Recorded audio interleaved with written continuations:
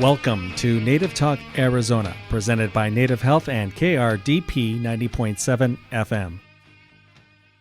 Later in the show, host Lanasha Pawadi talks with Joe Seidenberg, who will tell us about the Red Feather Development Group, partnering with Indigenous communities to develop and implement lasting and impactful housing solutions. But right now, Susan Levy talks with Ernest Martinez about the upcoming Payestewa Fallen Heroes Memorial events. I'm Susan Levy, and on the phone with us today is Ernest Martinez. Hello, Ernest. It's an honor to have you on the show today. Hello, Susan. It's an honor for me, too. Well, welcome. But before we get started, please tell us how you got involved with the Payestewa events. I first got involved from day one with the Payestewa Fallen Heroes Memorial. We also honor all our fallen heroes and their families. I got involved because I'm a member of the Payestewa family on the Navajo side through my wife, whose brother married into the family. And I got involved from the beginning, almost 20 years ago, shortly after Lori Payestewa was killed in Iraq. A group of us comprised of Payestewa family members, American Indians, veterans, American Legion Post 41, and LULAC, the League of United Latin American Citizens, and others started meeting and having press conferences way back when, in 2003 and 2004, to advocate for the name Payestewa Peak. Because although the governor of Arizona at that time, Janet Napolitano, had renamed a prominent mountain in Phoenix from a name that was derogatory and oppressive towards Native American women to a name of honor, courage, and valor, she renamed the peak Payestewa Peak, which shattered the false image of Native American women as second-class citizens throughout the country. Well, we got together because change is difficult for some in the community. A number of people did not like the name change, especially residents near the mountain, and they fought it strongly. So our committee got together to support and advocate for the name Payestewa. We held press conferences and provided testimony at the state capitol, and the name prevailed. And that's been 20 years ago. That's a lot of history I did not know. So why is the memorial especially significant this year? It's going to be the 20th year since Lori has passed. Our first memorial, when we were having press conferences and testifying at the state capitol, the first anniversary of Lori's sacrifice drew near, and naturally we wanted to have a memorial for her. It was held in downtown Phoenix at the Old Patriots Park on Central Avenue and Washington. And now you have a bunch of buildings there, but it was a nice park. And the following year, we had two memorial events, one at Inyasku Park and one at Payestewa. And we have continued having memorial events for Lori and all our fallen heroes since then. As I mentioned, this will be the 20th year, and that's what is so significant. It's been 20 years since Lori and her comrades died back in Nasiriyah, Iraq, in 2003. The memorial consists of 2 or 3 events every year. This year, that honors not only Lori, but also her 10 comrades that were killed with her, and all our fallen heroes that have ever died for our country. Because without them, our country would not be free. We owe them a huge debt, and to their families also, and to our veterans and our current military, for freedom is not free, as Mrs. Payestewa says constantly. We could be like other countries that have authoritarian regimes notorious for crushing the civil liberties and rights of peoples if it weren't for our fallen heroes and our veterans. And in our memorials, we retain a strong Native American base and focus on our Native American warriors because Laurie was Hopi and American Indians fought for our country in far greater numbers per capita than any other group in the U.S. And that is still true today. The memorial this year will consist of an evening reception and dinner in honor of our Gold Star families and their loved ones that died in war.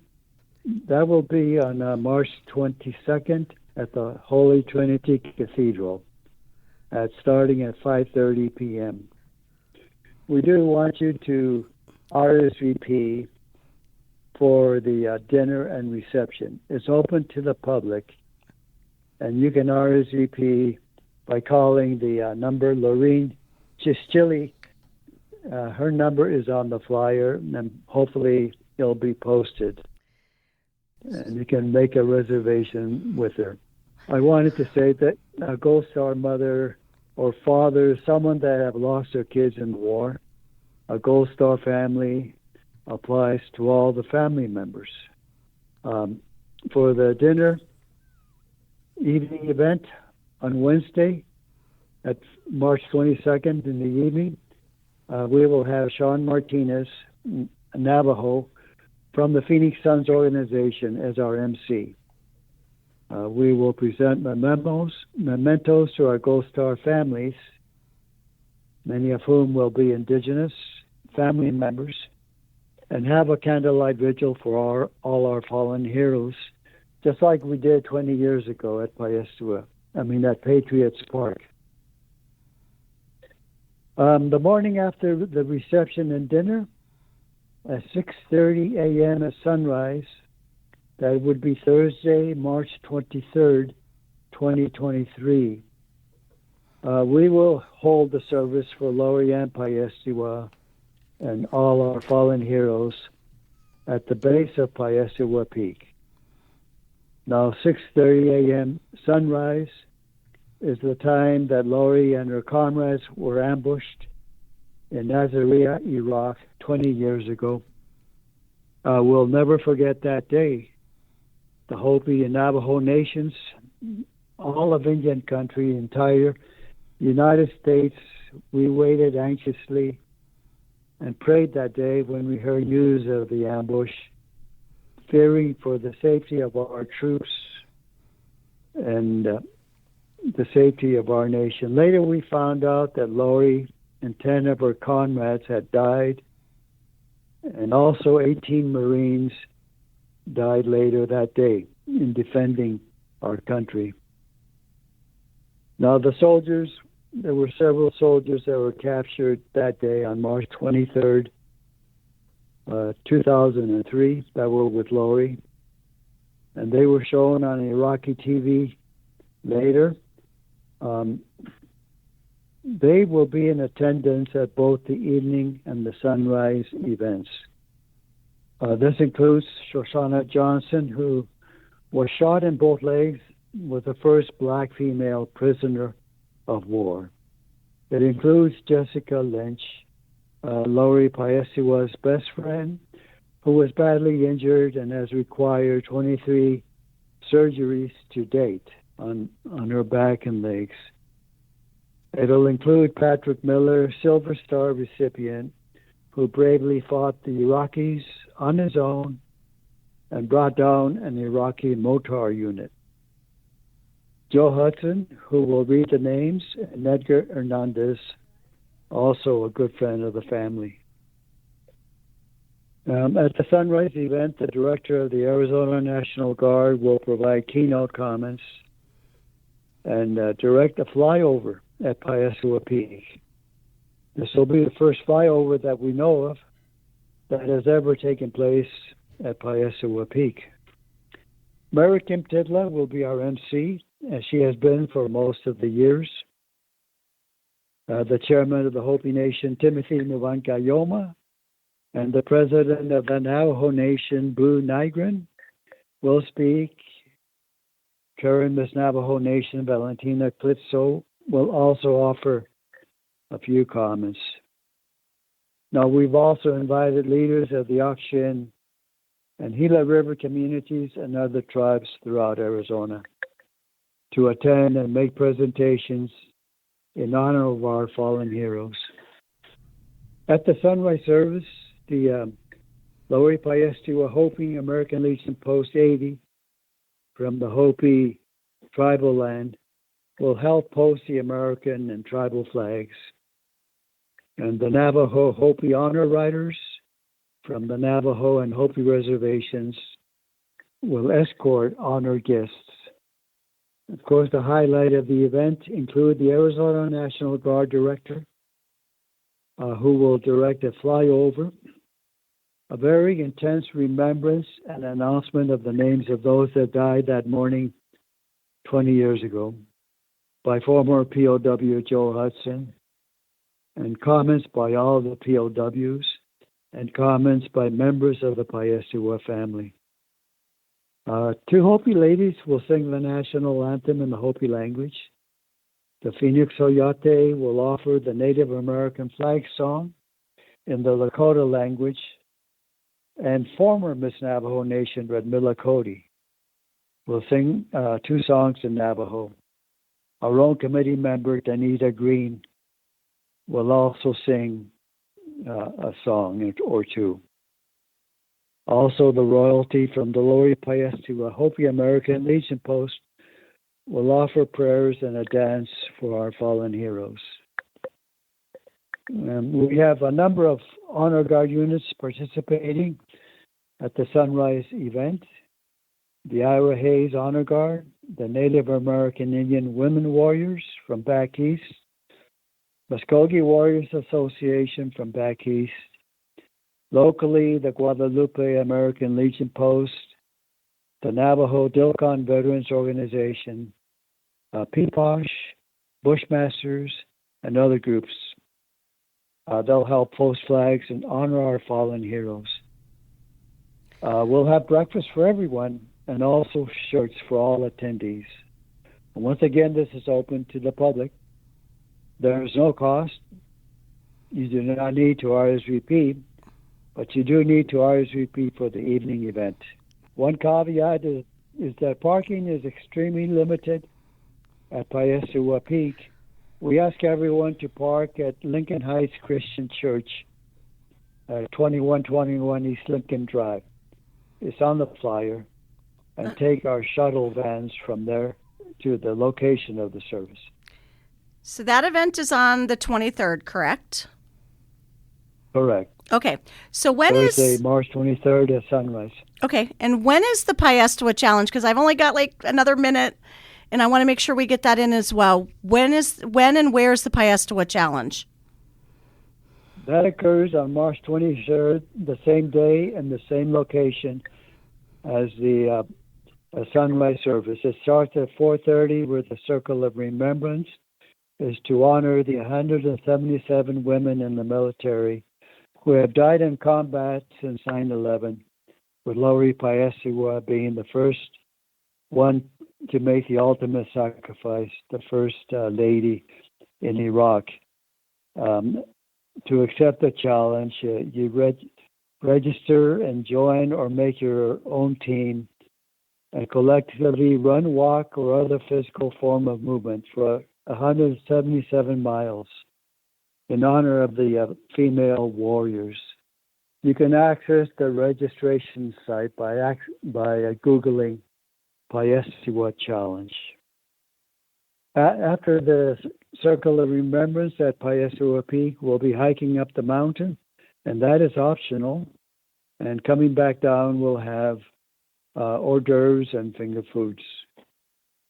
So this is not only to honor our fallen hero warriors, also fits in with the mission of the Native American health, the community health, to improve the health of Native Americans everywhere, and exercise is one of the best things you can do to become healthy and stay healthy.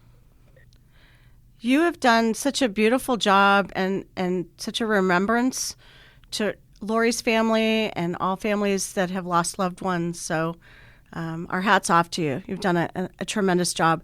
So I know the event is coming up. Again, how can listeners learn more? You said it's Piestewa Challenge. They can Google that. Is there any other way to find information? Or on any of the events? Is there a website? No, we do not have a website. They can call me. They can email me. They can Google Piestewa Challenge. So, Ernest, what's your phone number? 602-312-8663. And what's your email? Yes, unfortunately, we don't have a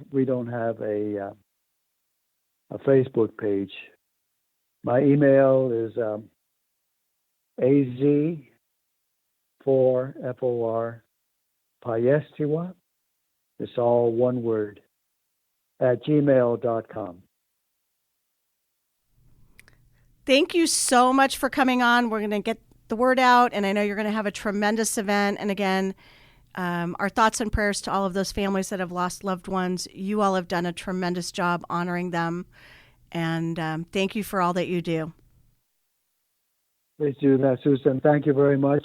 Please spread the word to all our attendees are encouraged to spread the word about these memorials. Thank you. Coming up, we'll learn about the Red Feather Development Group.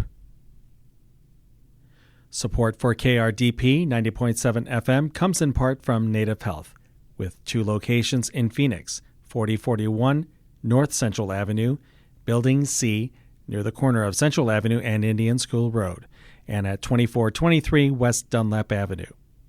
Native Health is also located in Mesa at 777 West Southern Avenue, near the corner of Southern and Extension Roads. Native Health provides primary medical, dental, behavioral health, WIC, and wellness services for the urban Native American community.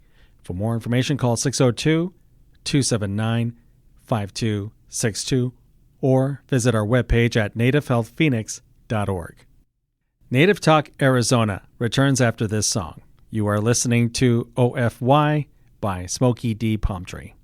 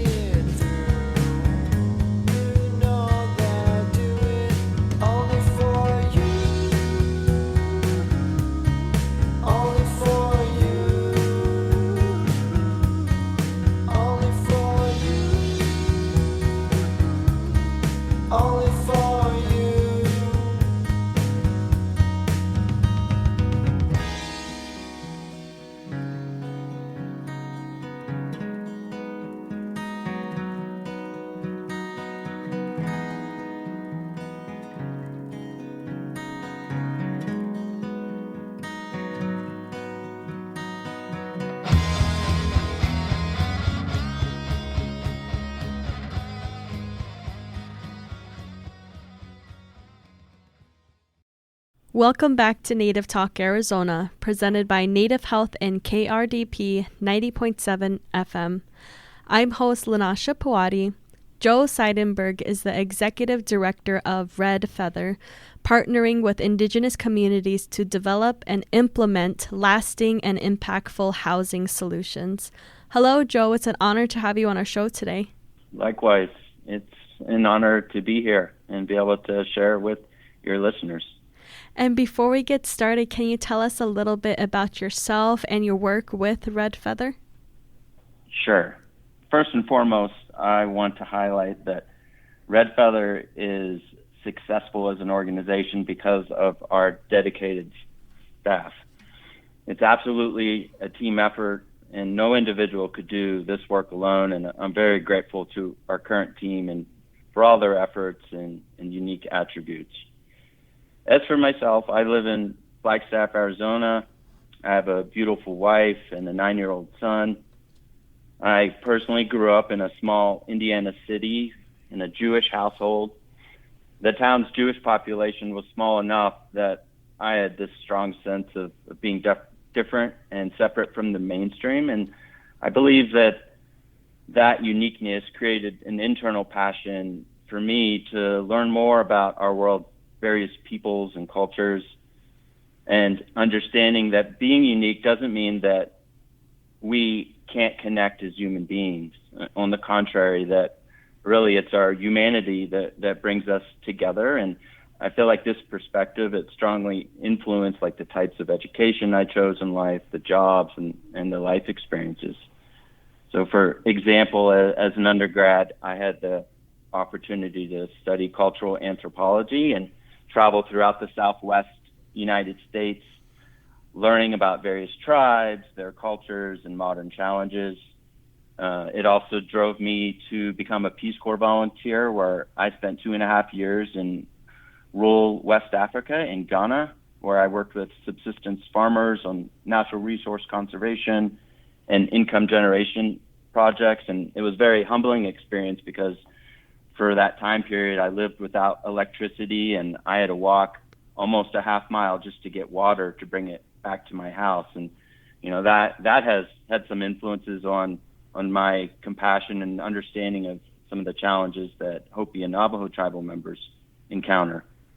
Later on, I went on and did a master's in public administration, and this provided an opportunity to work with the United Nations in Kenya, and I got to learn what it was like to work on global development policies, and this really helped balance what I learned in the Peace Corps, which was more grassroots oriented, and I've been able to kind of leverage these experiences in my work with Red Feather, who I joined in 2011, and I've been with the organization since then. I spent 8 years initially working kind of in program development and implementation, even spent the better part of 2 years living on the Hopi Nation.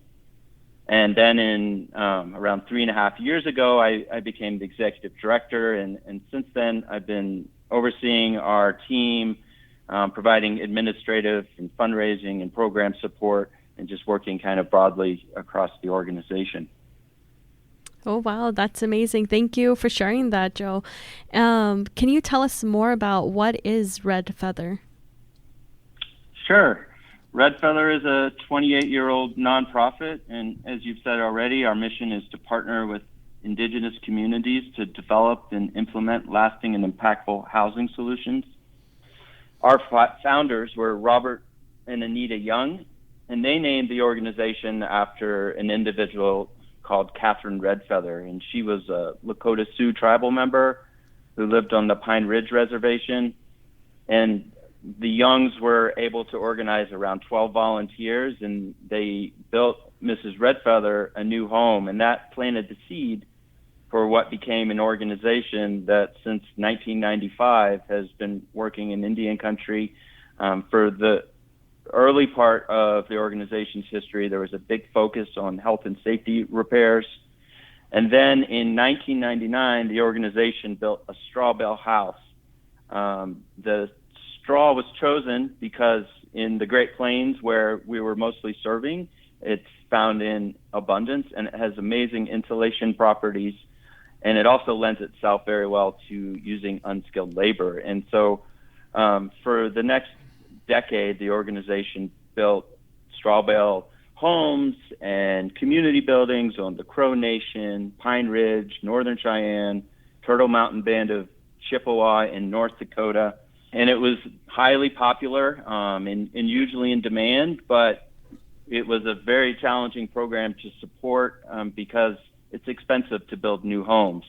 And the organization was seeing, many families that had existing structures that could be worked on, and they didn't have the complexities or the dollar amounts associated with trying to build a new house. In 2005, the organization got invited to the Southwest, where we started working on the Hopi Reservation, where we built 7 straw bale homes. But in 2014, that was the last year, we built a straw bale house and started focusing our entire energy on our existing programs. In 2015, we started working with the Navajo Nation. And today we have 10 employees. Our main program office is in Flagstaff, Arizona, but we have field offices in Tuba City, Arizona, on the Hopi Nation as well, and then in Upper Fruitland, New Mexico, so we can reach that upper section of the Navajo Nation. The majority of the staff that work for Red Feather are indigenous and represent the communities we serve, but not exclusively. And I believe that the organization benefits from this diversity. It broadens the various skills and perspectives that we have at the organization, and really allows us to have a plethora of ideas and to help contribute and grow our mission. Oh, wow, that's amazing. It sounds like Red Feather has really evolved. Can you expand on the different programs that Red Feather works on? Sure. And before I go into the individual programs, I'd like to highlight that all the work that we do is driven by community needs. We really try and build our programs from the ground up. And, we've done this, through community listening sessions. Anytime we do a repair or provide a service, evaluating that work, getting client feedback. And, this hopefully helps ensure that what we are giving to our communities is really what's most in need. And of course, we have to balance that with the skills and funding and attributes that we have as an organization.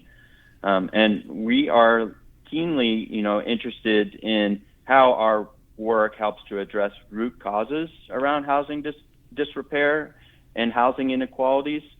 We recognize that there is a strong dependence on nonprofits and tribal and the U.S. government to provide services. And while we believe firmly that a lot of those efforts to provide housing repairs to our communities are warranted, we also want to know how can we continue to build resilience with our community partners. So one of our first big program areas is education, and this is built around the idea of increasing local resilience.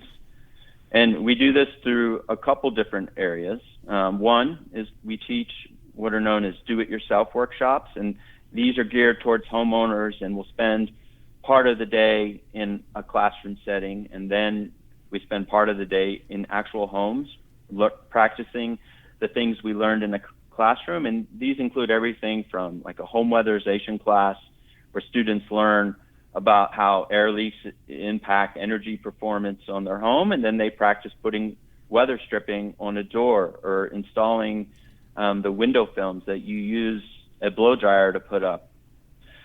And we have a collection of classes that we offer. Then when the pandemic hit, we realized we could no longer deliver our in-person classes, and we had to pivot. And we took a lot of our classes and we created a whole suite of online videos that have similar information. We have videos, tips, strategies across a range of healthy home topics.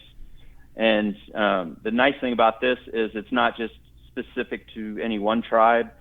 Anybody that has access to the World Wide Web can log on to Red Feather's website and take advantage of either the videos or the downloadable resources that we have available. And we try and make things very mobile friendly, because we know a lot of tribal members living on reservation lands in Arizona may not have the best access to computers at times. And then we also have, under our education program, we have professional trainings, and these are geared towards trades professionals or individuals that would like to get into the trades, everything from how to install wood stoves to how to conduct a healthy home inspection. We've done some trainings for what's known as community health representatives on the Hopi and Navajo nations. And this is done because we realize there's a lack of workforce available. It's one of the biggest calls we get from people in our partner communities are folks asking, do you just have someone that you can refer, because we don't know who to call, or not having licensed professionals is a big deal. It doesn't mean that unlicensed professionals aren't talented and can't do the work, but when it comes to nonprofits and formal organizations, often our funding streams require us to hire licensed professionals, and so we're trying to help increase that workforce. And one of the last things under our education program that we have available for professional contractors is a scholarship program. And this can be anyone so whether you're an electrician, a plumber, a general carpenter, providing housing repairs to our communities, we offer a scholarship that they can use for going back to school, to purchase tools, equipment repairs. We've even had people use it to repair their vehicles, purchasing insurance, licensing, bonding. And we're just trying to make sure that there's enough capital, enough opportunity available for development of the local workforce. The alternatives that many are forced to deal with, even tribal members at Hopi and Navajo and even the government entities themselves, is hiring outside entities to come to the reservation to perform work. And not only is that terribly expensive, but it's not putting that money, those resources, into the community. The third program that Red Feather has is called Healthy Home Energy Safety Improvements. And essentially this flows off of our case management work. Once we've identified the need in the house and what resources are available to the homeowner and Red Feather, we then, for about half of our projects, take them on as far as construction management goes, where we hire the contractors, we manage all the fund accounting, and we ensure the project is completed to code from beginning to end. And we have a variety of areas we work across, everything from home weatherization to new heating and cooling systems, electrical and plumbing upgrades as well. And talking about your programs, can you tell us about the Native Home Resource Network and what does it do? So the Native Home Resource Network is a case management program that focuses on providing one-on-one client education and home repair action plans for individuals. The process works. Individuals call our office. We send them an application. They apply for programs, and then we schedule them for a home visit. During that home visit, we go through the house and we look at various housing repair needs that they might have, and we work with the family to prioritize that list. And our first goal is to look within the family and identify what resources they might have. Perhaps a family knows how to do the work themselves. Maybe they have the funds, they just need a contractor, or maybe they need our full range of services, which would include helping them pay for the housing repair needs on their home. We also spend a good amount of time with the client providing one-on-one education.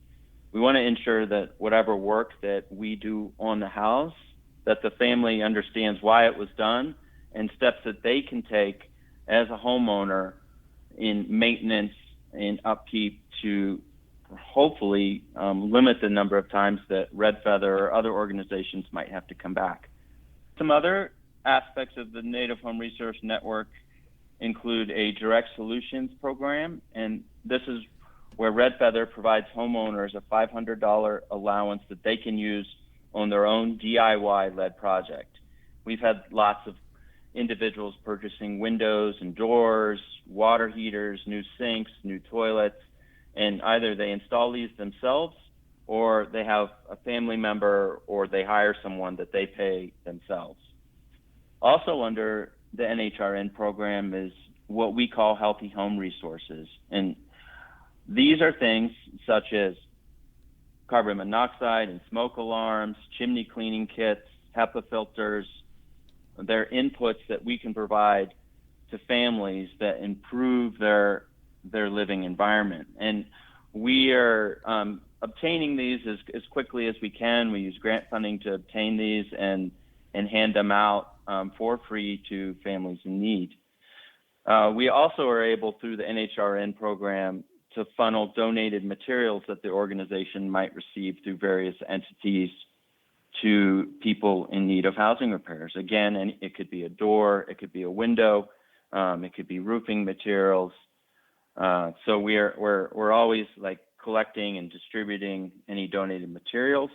And lastly, but not least, under our NHRN program, we help our clients apply for other forms of additional assistance. We connect them to other resources that might not be Red Feathers, but that we're aware of, and even connecting homeowners to volunteers that are able to do repairs.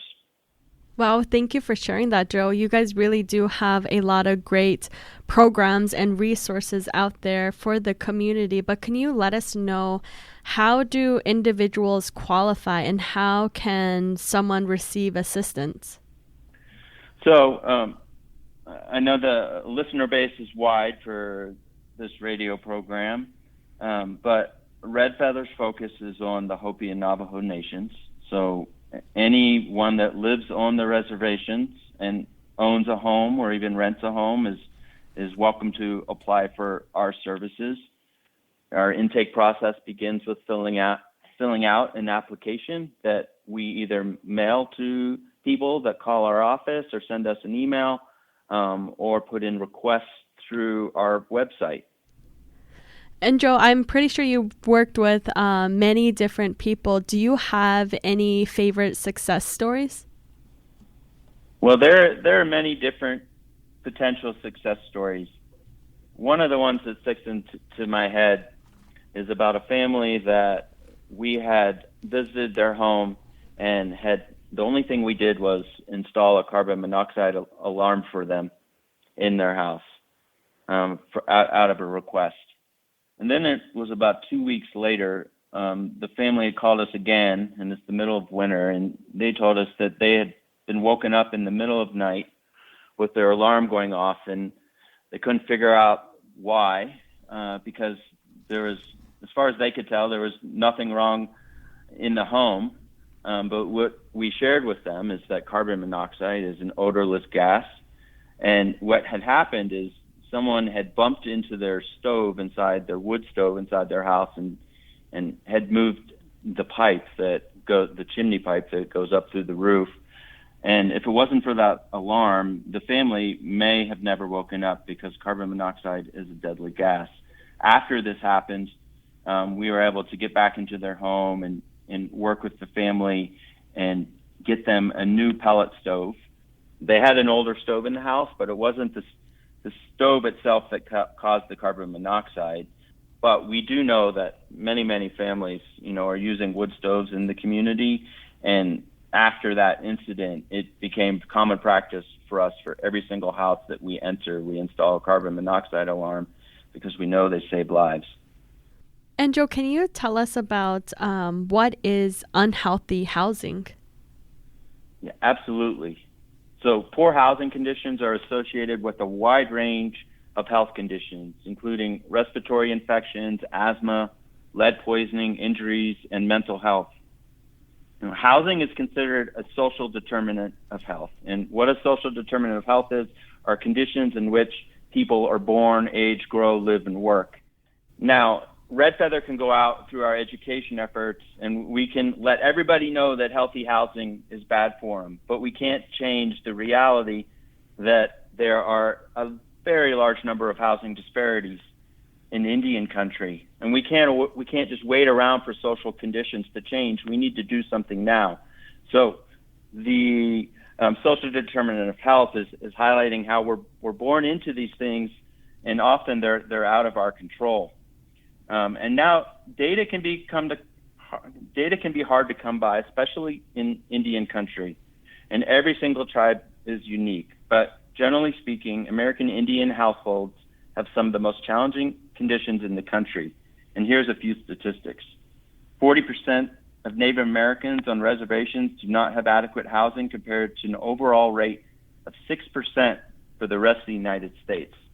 That's from a 2003 U.S. Commission on Civil Rights report.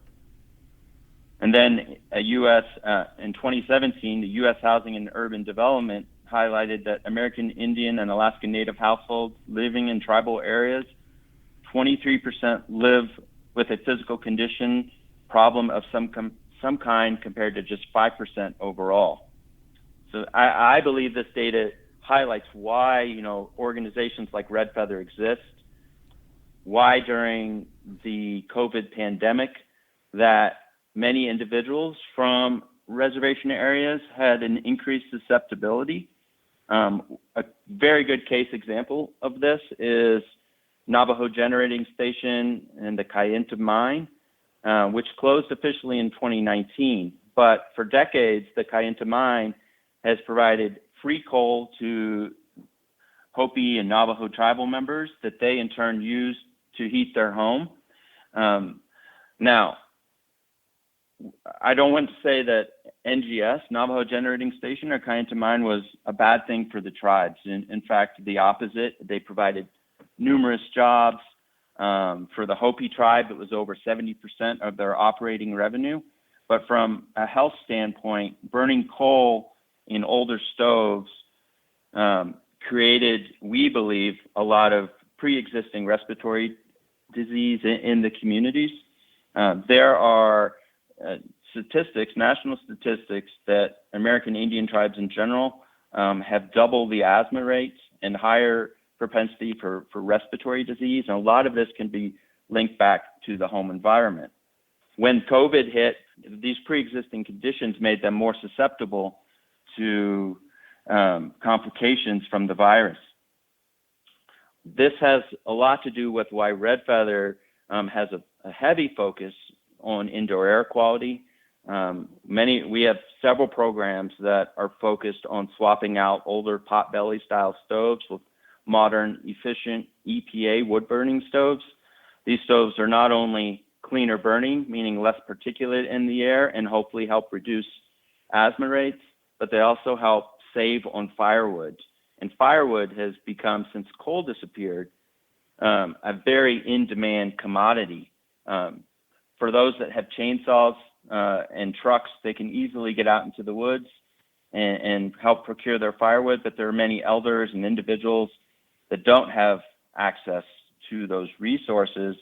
But fortunately, we've seen a great grassroots nonprofit network and even government efforts to make sure there's sufficient wood. But all this increased wood in the communities highlights the need for maintaining wood stoves, for cleaning wood stoves, for understanding the impacts of wood smoke on individual health. Some of the other things that we see that create significant potential health risks include a high propensity for roof damage and roof leaks in our communities, and roof leaks can lead to mold. Mold is a negative contributor to indoor air quality. It's also terribly expensive to fix. We, through our outreach efforts to individual families, we encourage people, if they have a tiny, tiny roof leak, that they fix it early. What we often see is roof leaks are let go, and then by the time the project comes to Red Feather, it requires us having to do a complete roof tear off and rebuild the entire roof structure, which can cost tens of thousands of dollars in some instances. Another major health issue that impacts the Hopi and Navajo nations is the fact that around 30% of the homes do not have running water. Not having running water is linked to a host of diseases and risks because you can't perform basic sanitation. You have challenges around plumbing.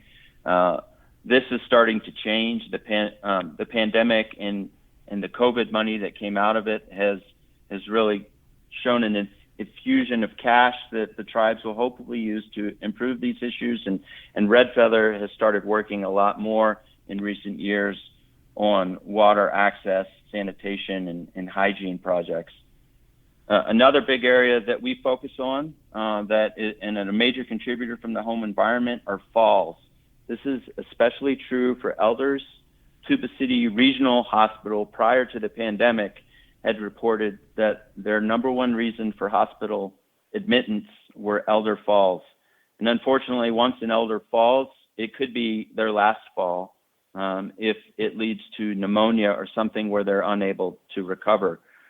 Because of this, we've put a lot of efforts into building access ramps to elders and individuals with disabilities, as well as installing walk-in showers and other small improvements in a home to help reduce those risks. Joe, I was just curious, do you guys have volunteers that help you with all these home repairs? Because I know it sounds like you guys really provide a lot to different families that are in need on the Navajo and Hopi reservations. Sure. We have a long history of volunteerism, especially back when we were building straw bale houses, because it needs a lot of unskilled labor. Our recent efforts to involve volunteers have been more in the administrative side of things. This is because as much as we love volunteers are also expensive to use, and our preference is expensive in the sense of when they come out to visit, often our volunteers are non-native visiting from all parts of the country. They aren't trained contractors, and we usually have to have multiple supervisors on site to oversee the work. And our preference is to just create jobs for tribal members as much as possible. But we are looking for and exploring ways to keep responding to the large amount of volunteer requests that we receive as an organization. We are in our programming now looking at creating some more apprenticeship and internship opportunities for tribal youth, because we are passionate about getting youth, the next generation, involved in the trades and available to help their communities address housing disrepair issues. How can our listeners learn more about Red Feather, and how can they contact you, or who can they contact for further questions? Great question. The best way is to first visit Red Feather's website, which is www.redfeather.org. If you're on social media, you can find us on Facebook and Instagram. On our website, there is a Contact Us page, and you can find all of our staff profiles there, including my information and any of the other employees of the organization that you can reach out to. We would like to thank you, Joe, for taking time out to talk to us today, to tell us all of this great information and resources that you have to offer at Red Feather. Awesome. Thank you for listening to Native Talk Arizona, presented by Native Health and 90.7 FM KRDP. Our executive producer is Susan Levy, sound engineer is Javier Quiroga, and our host is Lanasha Puadi. We hope you will tune in again next week. If you have any questions, please reach us at nativetalkaz@listen2krdp.com.